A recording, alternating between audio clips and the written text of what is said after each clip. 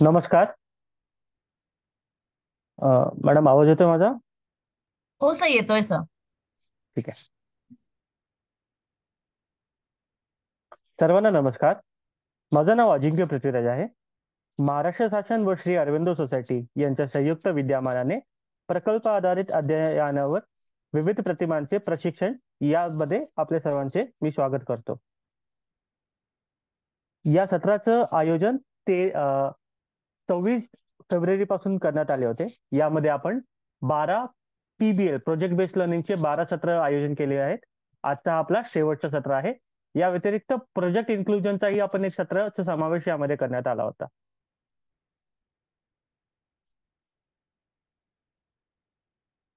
हे सत्राचे आयोजन करण्यासाठी मी सर्वांचे अ, आभार मानतो.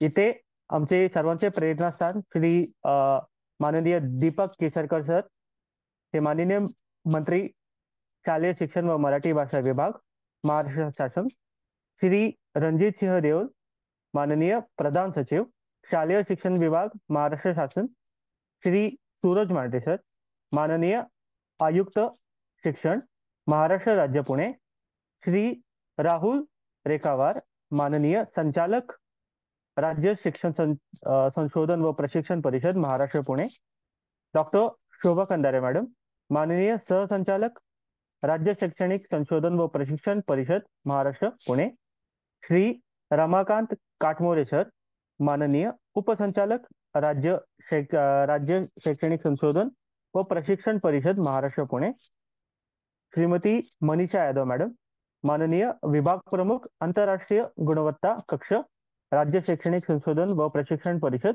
महाराष्ट्र पुणे, व सुनीता खाता मॅडम, या सर्वांचे मी आभार मानतो हे सत्र आपण आयोजित केल्यासंदर्भात.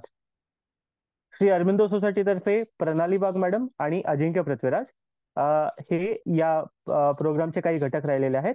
आजचा आपला जो सत्र आहे, शेवटचं सत्र, हे इयत्ता 5वी साठी आहे. त्याचे सुलभक प्रणाली वाघ मॅडम आहेत. मॅडम, यापुढे आपण हा सत्र सुरू करू शकतो. धन्यवाद सर.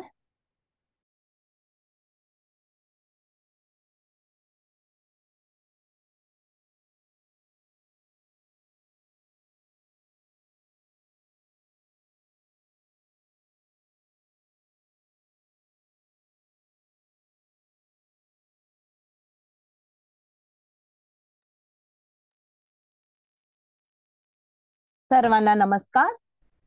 तर आजचा आपला प्रकल्प आहे इयत्ता 5वीचा. प्रकल्पाचं नाव आहे वनस्पतीची मूळ. तर तिथे विद्यार्थ्यांना पहिल्या पानावर त्यांचे नाव लिहायचे आहे, शिक्षकाचे नाव लिहायचे आहे, शाळेचं नाव लिहायचं आहे, राज्य, जिल्हा व तालुका याबद्दल माहिती लिहायची आहे. आता आपण कालही सांगितलं आणि इयत्ता 3रीचं जेव्हापासून प्रकल्प व्याख्यान सुरू झाले आहे तेव्हापासून ही एक गोष्ट प्रामुख्याने सांगण्यात आलेली आहे की विद्यार्थी इयत्ता 3री पासून स्वयंमूल्यमापन करणार आहे. त्यांचं स्वयंमूल्यमापन ते स्वतः करणार आहेत. त्यांचं मूल्यमापन करताना त्यांना काही गोष्टी उपक्रमातल्या समजल्या की नाही समजल्या हे ते त्यांचं मूल्यमापन करणार आहे. तर जेव्हा आपण हे प्रकल्प करतो त्यावेळेस हे काही विषय अंतर्गत केलेले आहेत. पर्यावरण हा विषय, गणित, इंग्लिश आणि मराठी. तर आजच्या या प्रकल्पामध्ये बघूया बरं पर्यावरण संकल्पामध्ये काय आहे. तर जसं आपल्याला माहिती आहे की आपल्या प्रकल्पाचं नाव आहे वनस्पतीची मुळे. तर पर्यावरणामध्ये मुळांचे महत्व, मुळांचे कार्य, त्यांचे प्रकार, त्यांच्यामध्ये बदल, त्यांचा काय उपयोग आहे. अच्छा, लोकांकडून खाल्ली जाणारी मुळे म्हणजे मुळे खातात तर त्यांची कोणती आहे, मातीची धूप ही प्रक्रिया समजून घेणार आहोत. असे सगळे संकल्पना आपण पर्यावरणामध्ये समजणार आहोत. गणितामध्ये आपण समिती हे समजणार आहोत. तर इंग्लिशमध्ये ऍक्शन वर्ड्स, पंक्च्युएशन आणि सिक्वेन्सिंग. काल आपण बघितलं की आपल्याला स्मॉल सेंटेन्सेस फ्रेम करता येतात. तर त्याच्याच आधारे आपण पुढे जाऊन थोडेसे ऍक्शन वर्ड्स वगैरे, पंक्च्युएशन काय असतात हे आपण इंग्लिशमध्ये समजून घेणार आहोत. तर मराठीमध्ये आपल्याला काल आपण बघितलं की आपल्याला वाक्य रचना म्हणजे विद्यार्थ्यांना वाक्य लिहिता येतात, वाचता येतात. तर त्याच प्रकारे आपण आज विधानार्थी आणि प्रश्नार्थी वाक्य समजणार आहोत. तर याच्यामध्ये विद्यार्थ्यांना वाव मिळणार आहे. आता या उपक्रमाबद्दल जाणून घेऊया. हा पाठ विद्यार्थ्यांसाठीच आहे. कालही मी सांगितलं होतं, आजही मी परत एकदा सांगते की हा प्रकल्प आपण शिक्षकांनी फॅसिलिटेटर म्हणून त्यांना गाईड करायचा आहे. तर गाईड करताना इच अँड एव्हरी डिटेल त्यांना सांगायचं नाही. इनफॅक्ट त्यांना कुतूहल निर्माण करायचं आहे प्रकल्पाबद्दल. मग आपण हे करताना आपण वर्गात गट तयार करू शकतो आणि गट तयार केल्यावर ते गट प्रमुख करणार आहोत. मग ते गट प्रमुखांना आपण विचारायचं आहे की आपल्या गटातल्या किती विद्यार्थ्यांनी प्रकल्प केला आहे. मग जो गट प्रमुख गट प्रमुखाचं हे कार्य असेल, विशेष कार्य, की त्यांनी त्याच्या गटातून बघायचं आहे की हे प्रकल्प किती विद्यार्थी करतायत, कोणाला काय अडचण आली आहे. शिक्षक तर असणारच अडचणी दूर करताना. तर इथे विद्यार्थी, शिक्षक, पालक, पर्यावरण हे सगळं अनुभवून विद्यार्थी हा प्रकल्प करणार आहे. तर वनस्पती नावाच्या मुळांचा त्यांना वनस्पतीच्या जगाचा शोध घेण्यास आणि त्यांच्यामध्ये त्यांचा ते कसा शोध घेऊ शकतील याच्याबद्दल त्याची माहिती आहे. त्याच्यामुळे त्यांना मुळे ही वनस्पतींचे मुख्य भागांपैकी एक आहे हे तर त्यांना ठाऊकच आहे. पण आता ते स्वतः संशोधन करणार आहेत आणि त्यांना आढळणार आहे विविध प्रकार, मुळांची विविध प्रकार, त्यांचे रूपांतर, त्यांचे कार्य. तर हा प्रकल्प हे सगळं जाणून घेण्यास त्यांना मदत करणार आहे. त्याचबरोबर त्यांची कौशल्य सुद्धा विद्यार्थ्यांची विकसित करण्यास मदत करणार आहे. त्यांना विविध संधी मिळणार आहेत की ज्याच्यामुळे त्यांची संवाद कौशल्य किंवा शिकण्याची क्षमता त्या हे सगळं बघून हा उपक्रम रचित झालेला आहे. तर आता वळूया आपल्या उपक्रमामध्ये कोणत्या कोणत्या छोट्या छोट्या कृती आहेत. चला तर मग बघूया. तर हा प्रकल्प जाणून घेण्याच्या आधी विद्यार्थ्यांचे पूर्वज्ञान, जसं की आपण कोणताही विषय शिकवत असेल तर आपल्याला शिक्षकांना हे जाणून घेणं फार गरजेचं असतं की विद्यार्थ्यांचे पूर्वज्ञान काय आहे. तर आता 5वी पर्यंत विद्यार्थ्यांना परिसर अभ्यास या विषयांमध्ये त्यांना वनस्पतीच्या अवयवांचे नाव तर माहितीच आहे आणि त्यांचे कार्य, वनस्पतींच्या अवयवांची कार्य काय असतात याचे मूलभूत ज्ञान तर आहेच. मग गणितांमध्ये त्यांना आकारांमधील समितीचे मूलभूत ज्ञान आहे. मग इंग्लिशमध्ये ते काय करू शकतात की छोटे छोटे सेंटेन्सेस ते फॉर्म करू शकतात, ते छोटे छोटे वाक्य लिहू शकतात. अशा प्रकारे त्यांना इंग्लिशचे ज्ञान आहे. तर मराठीत त्यांना क्रियापदे, विशेषण असे वाक्य कसे बनवायचे, वाक्य कसे लिहायचे याचं सर्व ज्ञान आहे. इंग्लिश आणि मराठी वाचता येते, लिहिता येणे हे यांचे पूर्वज्ञान आहे.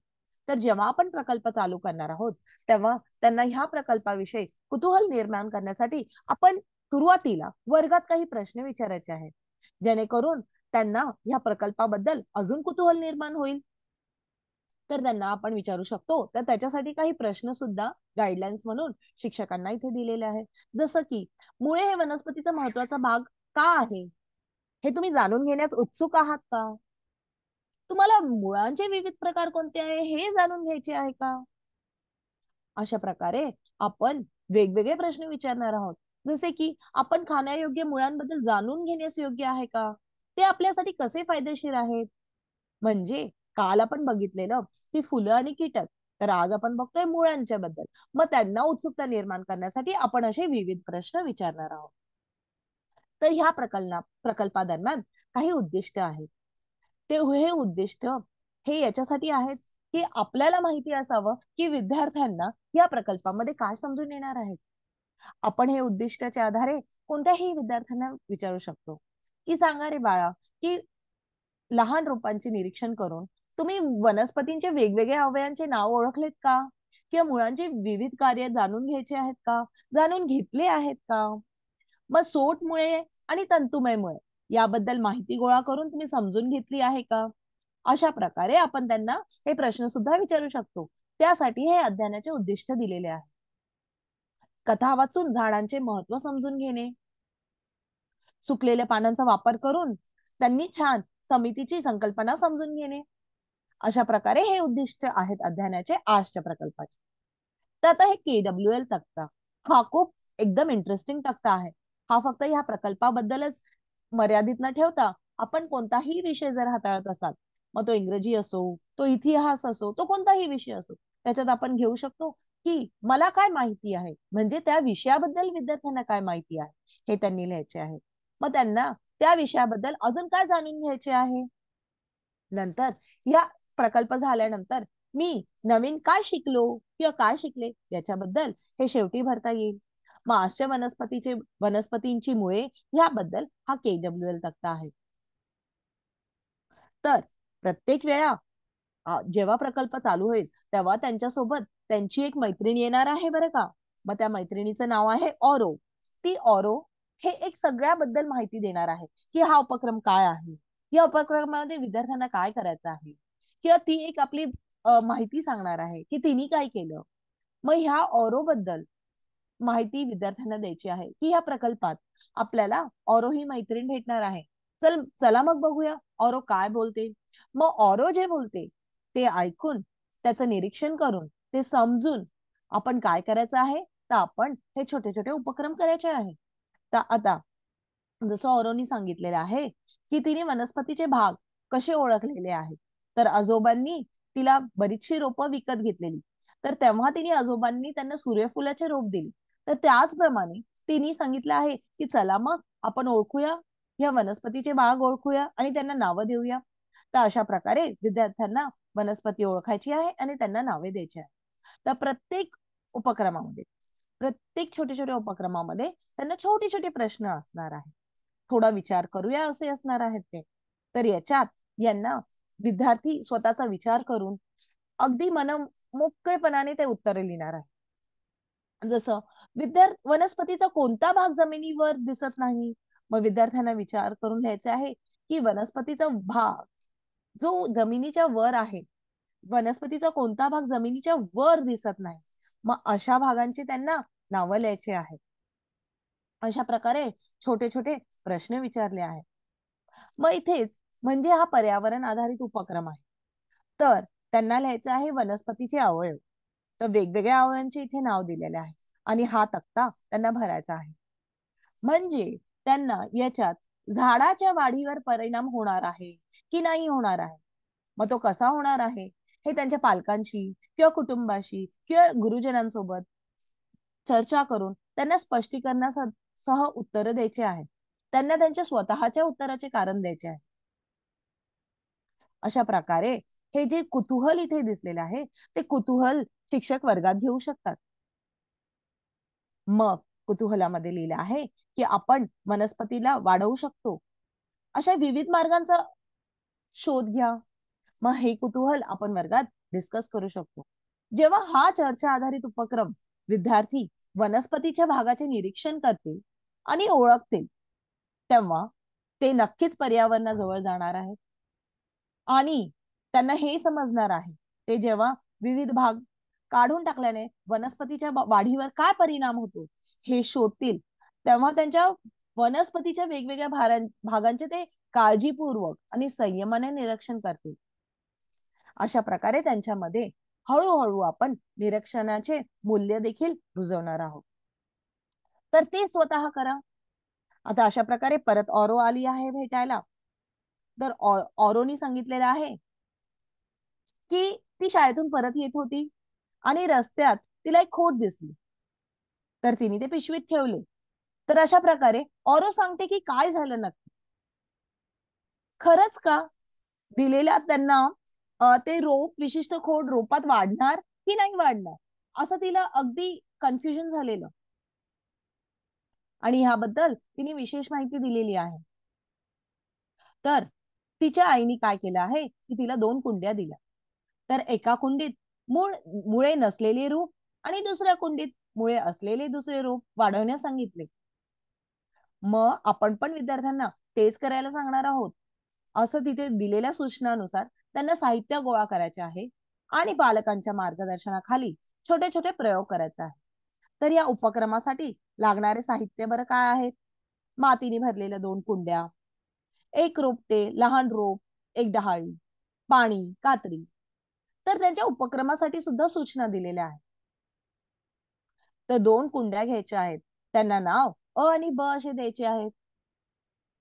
तर अ कुंडीमध्ये लहान रोप आणि ब कुंडीमध्ये त्यांना डहाळी लावायची आहे आणि त्या दोन्ही कुंड्या मोकळ्या जागी ठेवायच्या आहेत. त्यांना नियमाने पाणी बरं द्यायचं आहे आणि पाणी दिल्यानंतर त्यांना त्याचे निरीक्षण करायचे आहे. तर जेव्हा हे मुलं निरीक्षण करतील, जेव्हा आपले विद्यार्थी निरीक्षण करतील, तेव्हा त्यांनी काय निरीक्षण केलेले आहे याची नोंद त्यांना करायची आहे. मग कुंडी अ मध्ये काय निरीक्षण झाले, कुंडी अ मध्ये काय बदल झाले, कुंडी ब चे निरीक्षण काय, मग त्यांना हा जो प्रयोग ते स्वतःहून करतील त्याच्यात त्यांना प्रश्न सुद्धा विचारले आहेत की जो प्रयोग आपण केला आहे त्याच्या आधारे झाडाच्या वाढीमध्ये मुळे काय भूमिका बजावतात ते सांग, त्यांचा काय महत्व आहे ते त्यांना सांगायचं आहे.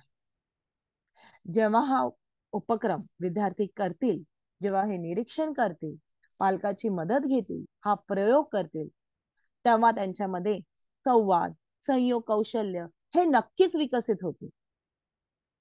त्यांना काळजीपूर्वक संयमाने प्रयोग करण्यास, त्यांच्यामध्ये संयम असण्यास आणि त्यांच्या पालकांच्या विषयी कृतज्ञता हे असे बरेच मूल्य सुद्धा रुजणार आहे. आणि ही मूल्य रुजवण्यासाठी असे छोटे छोटे उपक्रम प्रकल्पामध्ये दिलेले आहेत. तर आता 21व्या शतकासाठी लागणाऱ्या कौशल्याकडे वळूया. जेव्हा ऑरो आली आहे, आता इथे प्रत्येक वेळा आपल्याला ऑरो ही भेटणार आहे. तर ऑरोनी सांगितलेलं आहे की ती तिच्या आजोबांसोबत आणि मोठ्या भावाला बागेत घेऊन छोटी रोपे लावताना पाहिली. तेव्हा ती काय करत होती बरं? निरीक्षण करत होती. आणि त्या निरीक्षणाच्या दरम्यान तिच्या जे लक्षात आले आहे ते तिने सांगितलेले आहे. तर आता इथे तुम्ही बघू शकता की इथे सोटमुळे आणि तंतुमयमुळे याच्याबद्दल त्यांनी माहिती दिलेली आहे. तर आता आपण आधी जेव्हा आपण पहिला प्रकल्पामधला पहिला छोटासा उपक्रम चालू केला तेव्हा आपण काय बघितले की वनस्पतीच्या भागातली नावं, वनस्पतीच्या भागातली नावाच्या नंतर आपण हे शिकवतोय विद्यार्थ्यांना की मुळे खरंच महत्वाची आहेत का झाडाच्या वाढीसाठी. नंतर त्यांनी स्वतःचं निरीक्षण करून ते लिहायचं होतं. ते लिहिल्यानंतर आता आपण त्या मुळांचे प्रकार त्यांना सांगणार आहोत, म्हणजे सोटमुळे आणि तंतुमय मुळे. तर तिथे खाली जे दिलेले वैशिष्ट्य आहे त्यांच्यावरून त्यांना मुळांचे प्रकार ओळखायचे आहेत आणि तसे चित्र त्यांना इंटरनेटचा वापर करून त्यांना त्या प्रकारचे मुळे शोधून त्यांना ते चित्र काढायचे आहे. तर अशा दोन प्रकारच्या मुळांची वैशिष्ट्य तिथे दिलेली आहे. म्हणजे एक मुख्य मूळ आहे जे सरळ खाली जाते, जमिनीत खोलवर वाढते. फक्त ह्या मुख्य मुळापासून काही बाजूचे मुळे वाढतात. तर दुसरा प्रकार सांगितलेला आहे तर मुळांची वैशिष्ट्य, या मुळामध्ये समान आकार आणि लांबीचे मुळांचे गट असतात. मग हे कोणते प्रकार आहेत, हा मुळांचे कोणता प्रकार आहे आणि त्यांचे फायदे काय, अशा प्रकारे त्यांना ते मुळांचे प्रकार ओळखून इंटरनेटचा वापर करून त्या मदतीने किंवा पालकांच्या मदतीने त्यांना हे प्रयोग उपक्रम करायचे आहे. तर नंतर इथे त्यांना घरातील सदस्यांच्या मदतीने किंवा मित्रांच्या मदतीने, जसं आपण सांगितलेलं आहे की आपण गट फॉर्म करणार आहोत, आपण टीम फॉर्म करणार आहोत, तर मुलं हे स्वतःहून मित्रांसोबत सुद्धा करू शकतात. तर त्यांना त्यांच्या पालकांच्या किंवा कुटुंबाच्या मदतीने किंवा आपल्या मित्रांच्या मदतीने दिलेल्या वनस्पती त्यांच्या मुळानुसार ओळखायचे आहेत आणि ते सोट मुळे आहेत की तंतुमय मुळे आहेत यांचे वर्गीकरण करायचे आहेत. आता थोडा विचार करूया. त्यांना एक सोपा त्यांना एक प्रश्न दिलेला आहे इथे. जेव्हा तुम्ही गवत काढता तेव्हा ते सहज का उपटले जात नाहीत? मग विद्यार्थी नक्कीच विचार करेल, हो खरं तर आपण गवत काढतो तर ते सहजपणे उपटले जात नाही. मग ते स्वतः विचार करून त्याचे उत्तरे लिहिणार आहेत. तर आता आपण सोटमुळ आणि तंतुमय मूळ असे त्यांना दोन प्रकारचे सांगितलेले आहेत. आपण त्यांना हेही सांगितलेले आहे की तुम्ही फरक करा बरं, कोणत्या झाडांचे मुळ सोटमुळे असतात आणि तंतुमय मूळ असतात. तर आता त्याचेच त्यांना वर्गीकरण करायचे आहेत. तर एक खाली तक्ता दिलेला आहे. त्या तक्त्यामध्ये त्यांना मुळांच्या प्रकारांच्या आधारे सोटमुळं किंवा तंतुमय मुळे असे दर्शवताना त्यांचे वाक्य दिलेले आहे. ते वाक्य वेगळे करायचे आहे व त्या त्या मुळांमध्ये त्यांना ते लिहायचे. तर जेव्हा हा उपक्रम विद्यार्थी करतील, की हा चर्चा करतील, ते शोधतील की सोटमुळे कोणते, तंतुमय मुळे कोणते, ते माहिती मिळवतील, वर्गीकरण करतील, तेव्हा त्यांच्यात विवेचनात्मक विचार विकसित करण्यास नक्कीच मदत होईल. त्यांच्यात नाविन्यता कौशल्यही वाढले जातील आणि ह्या प्रकारे ते वनस्पतीच्या मुळांच्या प्रकाराबद्दल माहिती मिळवतील. तेव्हा आपण त्यांना हळूहळू पर्यावरणाविषयी जागरूकतेचे मूल्य सुद्धा रुजवणार आहोत.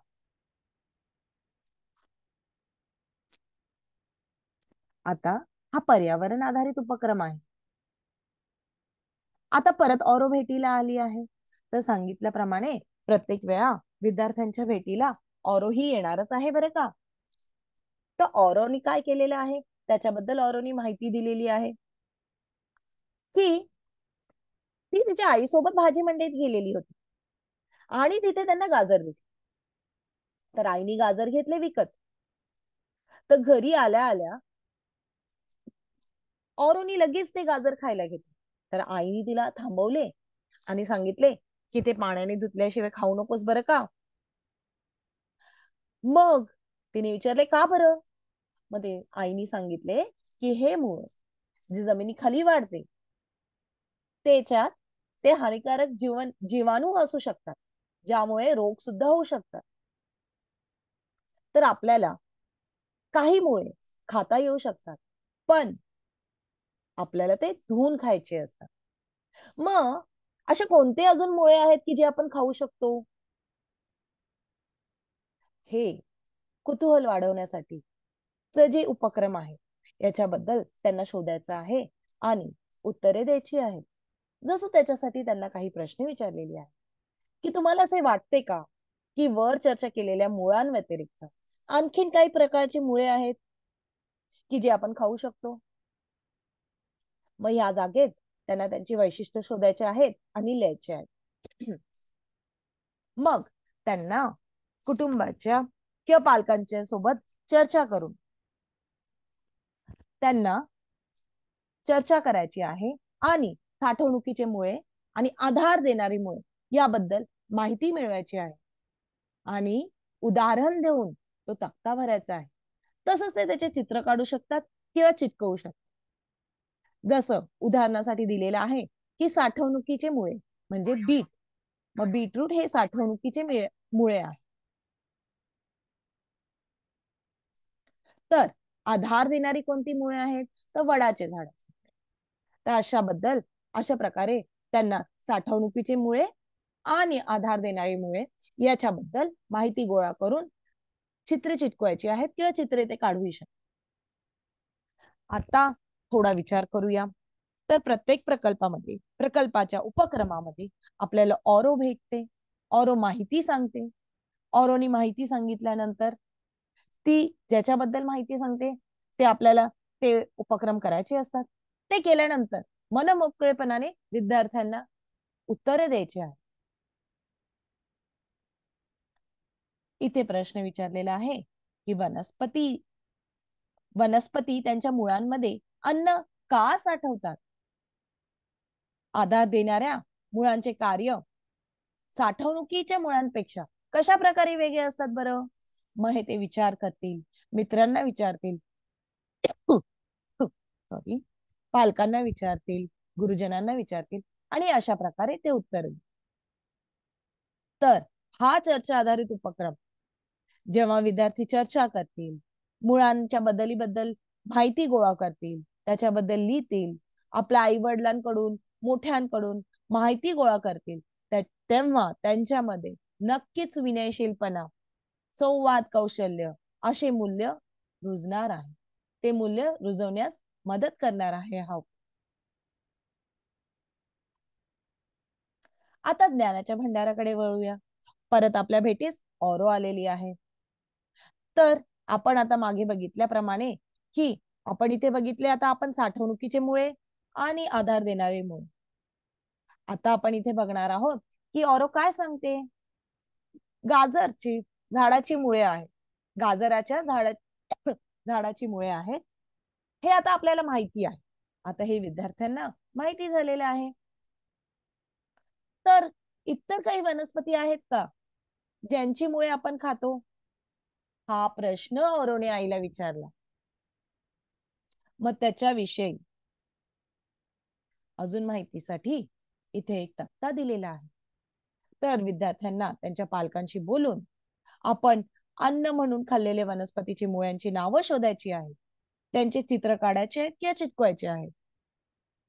ही मुळे आपण कोणत्या स्वरूपात सेवन करतो हे देखील नमूद करायचे आहेत बरं का. म्हणजे इथे एक उदाहरण दिलेलं आहे. जसं आपण खाल्लेल्या मुळ्यांचं नाव काय, तर गाजर. मग ते कोणत्या स्वरूपात सेवन केले जाते? जसे आपण कोशिंबीर बनवून खाऊ शकतो, लोणचे किंवा हलवे किंवा मिठाई इत्यादी म्हणून आपण याचे सेवन करू शकतो. मग अशा प्रकारे कोणते मुळे आपण खातो आणि ते कोणत्या स्वरूपात आपण सेवन करू शकतो ह्याची माहिती विद्यार्थ्यांना गोळा करायची आहे. तर ही माहिती गोळा केल्यानंतर, हा उपक्रम केल्यानंतर थोडा विचार करूया. जसे की प्रश्न येतात. तर काही मुळांना कच्चे खाण्यास प्राधान्य का दिले जाते, तर काही मुळांना शिजवून खाणे का आवश्यक असते, ह्याच्याबद्दल त्यांना विचार करायचा आहे. ते विद्यार्थ्यांना विचारतील, गुरुजनांना विचारतील आणि त्याचे उत्तरे लिहितील. अशाच प्रकारे पुढचा प्रश्न आहे, काही भाज्यांच्या नावांमध्ये त्या वनस्पतीच्या भागांची नावे समाविष्ट असतात. उदाहरणार्थ फुलकोबी हे एक फूल आहे. अशीच एक भाजी जाणून घ्या आणि त्याचे आरोग्यदायी फायदे लिहा. जेव्हा विद्यार्थी चर्चा करतील, हा उपक्रम करतील, तेव्हा त्यांच्यामध्ये संवाद कौशल्य तर नक्कीच जागरूक होणार आहे, पण त्यांना गंभीर विचारसरणी विकसित करण्यास सुद्धा मदत होणार आहे.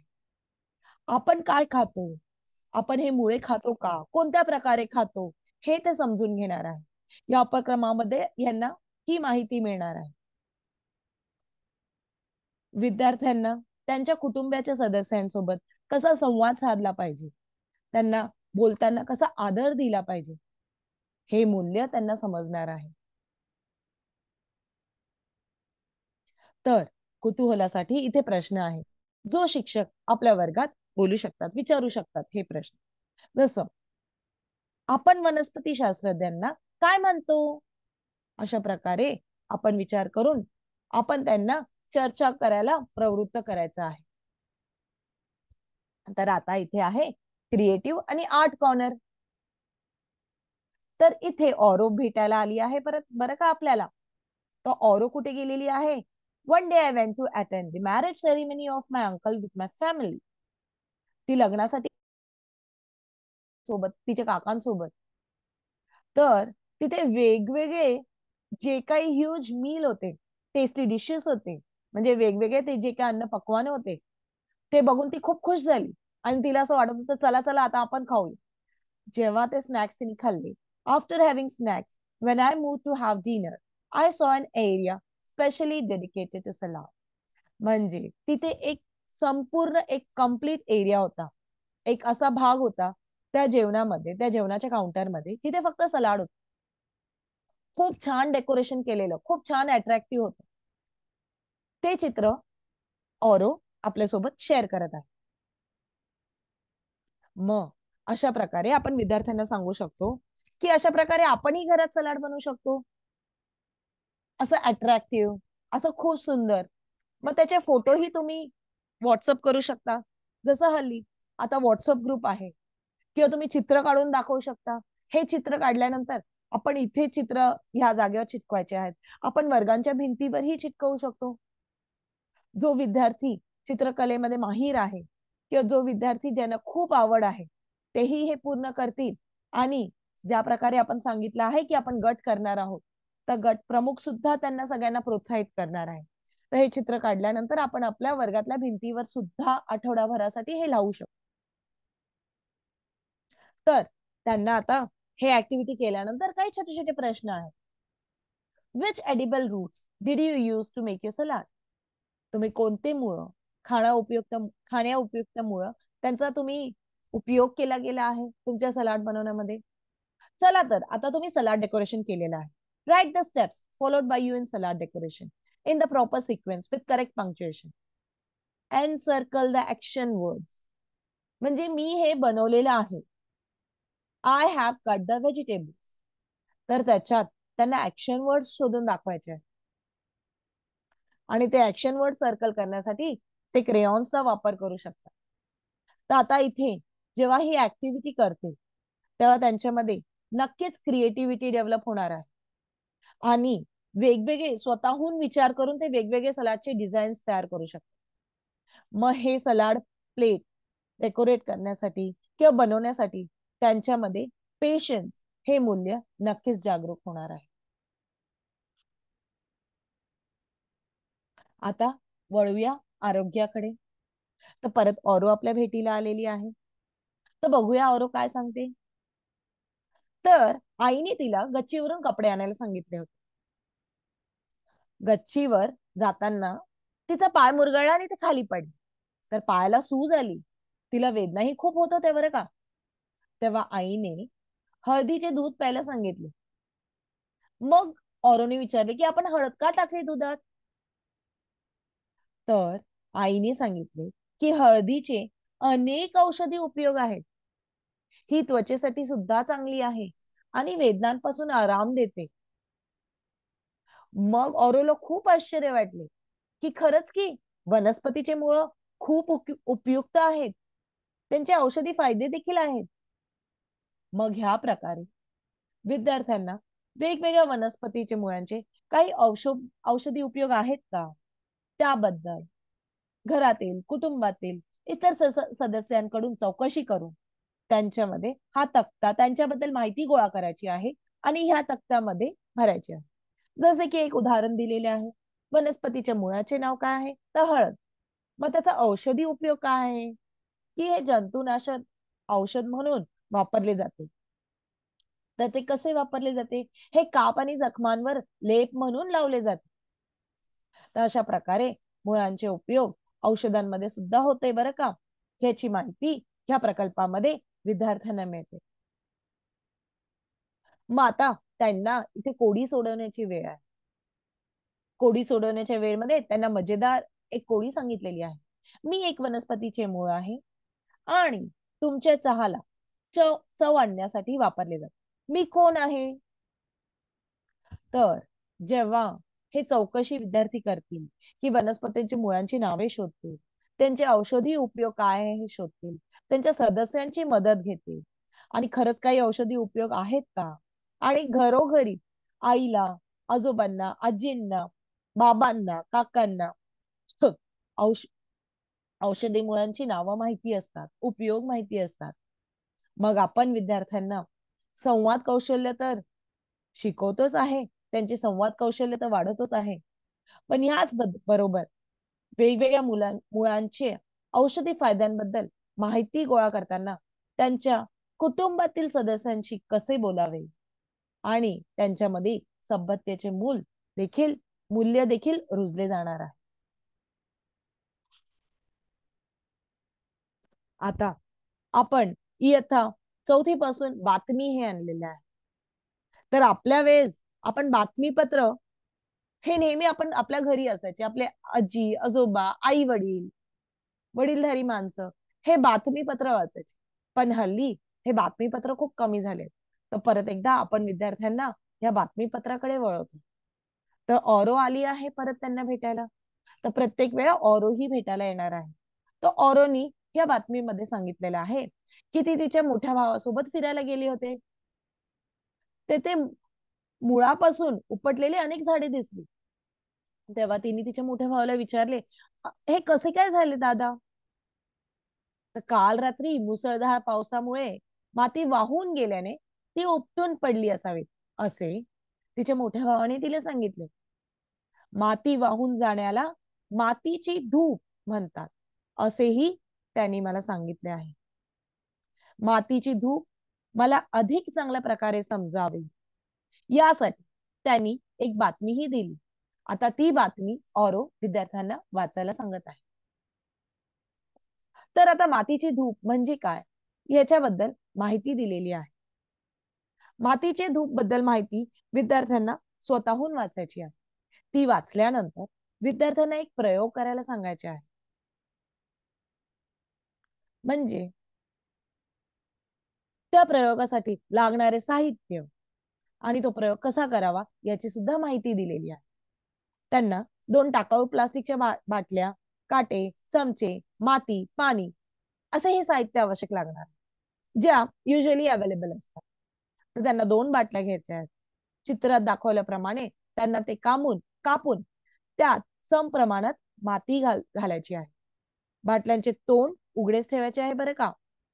मग चित्रात दाखवल्याप्रमाणे एका बाटलीमध्ये सॉरी एका बाटलीमध्ये प्लास्टिकचे काटे, चमचे ठेवायचे आहे.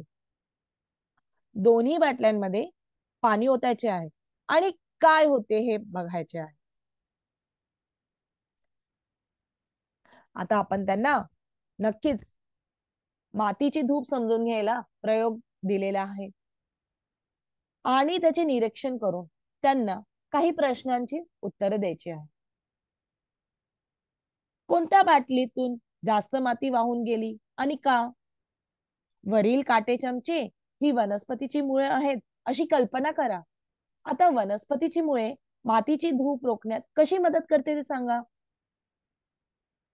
त्यांना त्यांच्या पालकांशी चर्चा करायची आहे आणि मातीची धूप रोखण्यासाठी इतर कोणते मार्ग आहेत का हे शोधायचे आहे.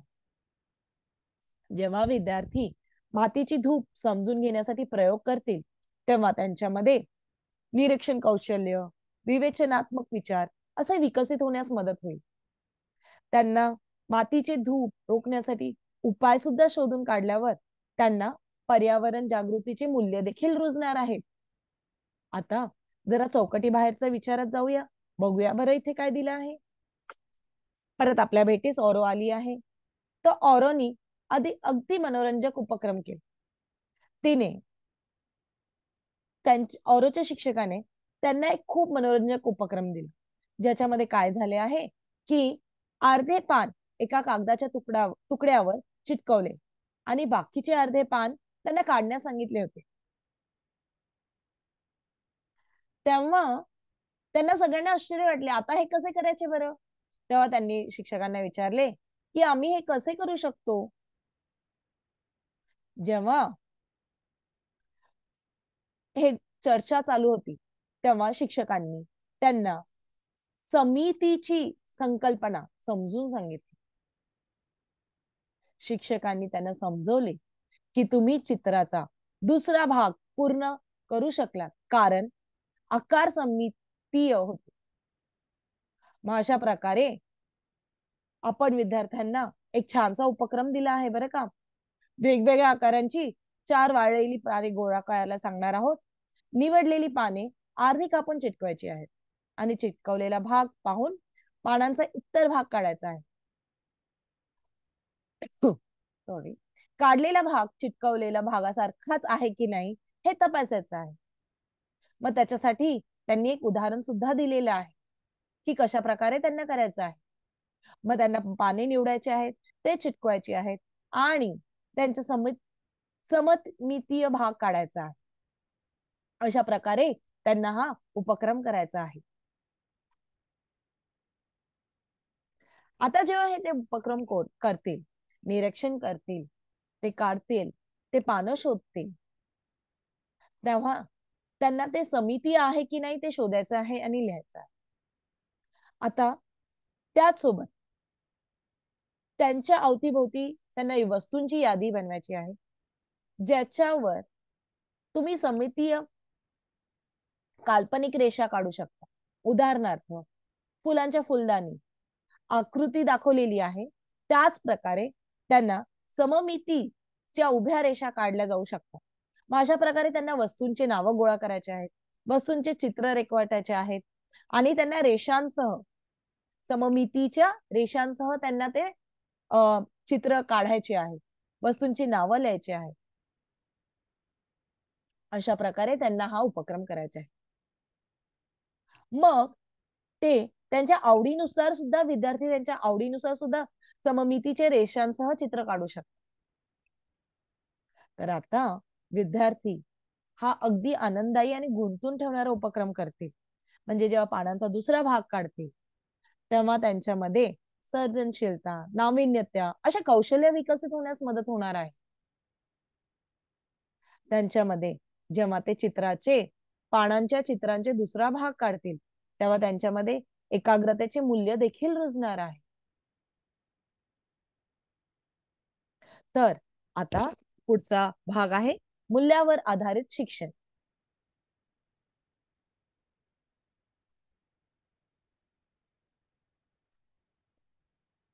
आता मूल्यावर आधारित शिक्षणामध्ये औरो काय सांगते बघूया बरं. तर एके रात्री मला झोप येत नव्हती म्हणून औरो आजोबांकडे गेली, आजोबांच्या खोलीत गेली. आजोबांनी खूप छानशी गोष्ट सांगितली. ती गोष्ट होती चिमणी आणि वटवृक्षाची गोष्ट. आजोबांनी गोष्टीच्या मदतीने औदार्य, दयाळूपणाचे मूल्य समजून सांगितले. ते ऐकता ऐकता औरोला खूप छान झोप लागली. आता तीच गोष्ट इथे औरोनी सांगितली आहे आणि ती गोष्ट ऐकल्यानंतर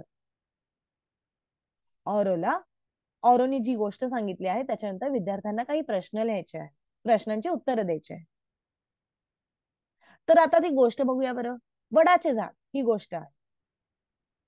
तर आकाशात एक छोटीशी चिमणी उडत होती. तिला शिकाऱ्याने तिच्या दिशेने दगड फेकला तर चिमणी सरळ जाऊन जमिनीवर आदळली आणि उजव्या पंखावर आदळली. तर ती जमिनीवर येऊन पडली. जमिनीवर तिने फडफडून आपले पंख फडफडून उडण्याचा प्रयत्न केला पण तिचे प्रयत्न काही सफल झाले नाही. तिने जवळच्या झाडावर आसरा घ्यायचा विचार केला. तिने विचार केला की जेव्हा ती बरी होईल तेव्हा ती तिच्या घरी जाईल. तिला जवळच हिरवेगार केळीचे झाड दिसले. ती त्याच्याकडे गेली आणि त्याला त्याच्या मोठ्या पानांमध्ये लपवण्यास सांगितले. परंतु केळीच्या झाडाने तसे करण्यास नकार दिला. बिचारी चिमणी उड्या मारत मारत ती काही अंतरावर उभ्या असलेल्या पेरूच्या झाडापाशी गेली. तिने पेरूच्या झाडाला ही विनंती केली, मला तुझ्या दाट फांदीवर थोडी जागा दे.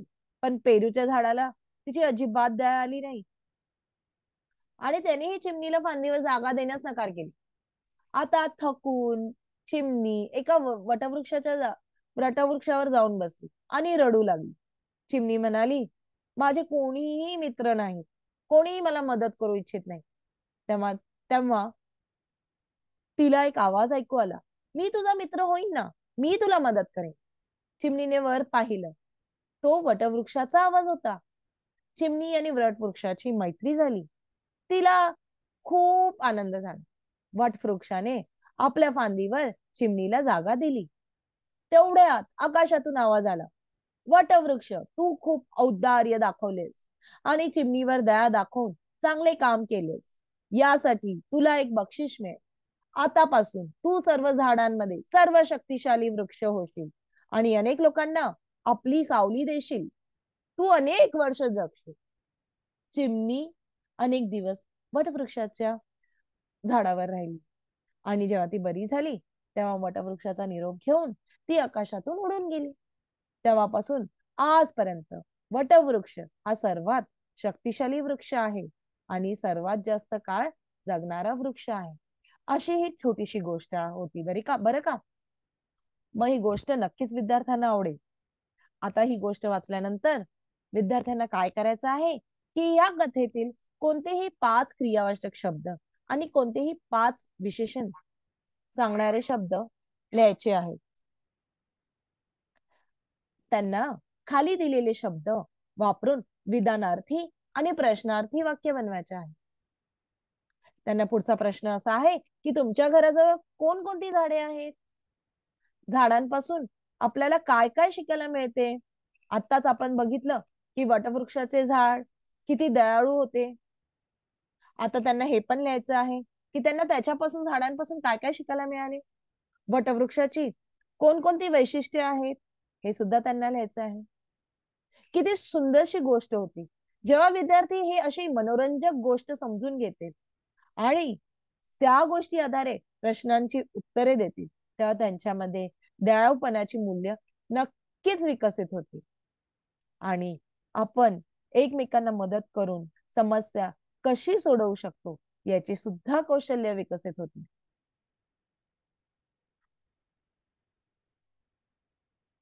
आता व्यक्तिमत्व विकासात काय आहे बरं का, इथे परत आपल्या भेटीस ऑरो आलेली आहे. आता ऑरो काय बागेत गेलेली आहे. तर रोपांना ती तिच्या बागेत रोपांना नेहमी पाणी देत असते. आई त्यांची काळजी घेताना तिला मदत करते. एके दिवशी ऑरो जेव्हा रोपांना पाणी देत होती तेव्हा तिच्या मनात विचार आला, झाडे एका काळानंतर वाढणे थांबवतात का, की आयुष्यभर वाढतच राहतात? हा प्रश्न तिने आईला विचारला बरं का. मग आईने तिला सांगितले की झाडांचा असा काहीही नियम नसतो. ते आयुष्यभर वेगवेगळ्या प्रकारे वाढतात आणि वनस्पतीकडून आपण खूप काही गोष्टी शिकू शकतो आणि आत्मसात करू शकतो. मग तिने मला म्हणजे ऑरोला वनस्पतीचे मुळे आपल्याला शिकवू शकतील अशी काही गोष्टी लिहायला सांगितल्या. मग अशाच प्रकारे विद्यार्थ्यांना सुद्धा खाली दिलेल्या चित्रामध्ये वनस्पतीच्या मुळांपासून ते कोणत्या कोणत्या गोष्टी शिकू शकतात, ते कोणते कोणते गुण शिकू शकतात यासाठी त्यांना लिहायचे आहे. जसं खंबीरपणे उभे राहतात, मुळे कसे असतात, खंबीरपणे उभे राहतात. मग त्यांना काय वाटते, अजून कोणते गुण असतील, अशा प्रकारे त्यांना ते लिहायचे आहे. मग त्यांना हाही प्रश्न विचारलेला आहे की जे वरील गुण त्यांनी लिहिलेले आहेत ते आहेत का त्यांच्यामध्ये आधीपासून, असे त्यांना वाटते का? मग जर असतील तर एखाद्या घटनेचे थोडक्यात वर्णन लिहा की ज्यामध्ये त्या विशिष्ट गुणाने तुम्हाला मदत केली आहे. अशा प्रकारे विद्यार्थी स्वतःच्या स्वगुणांवर विचार करते की खरं का माझ्यामध्ये हे गुण आहे, मी दुसऱ्या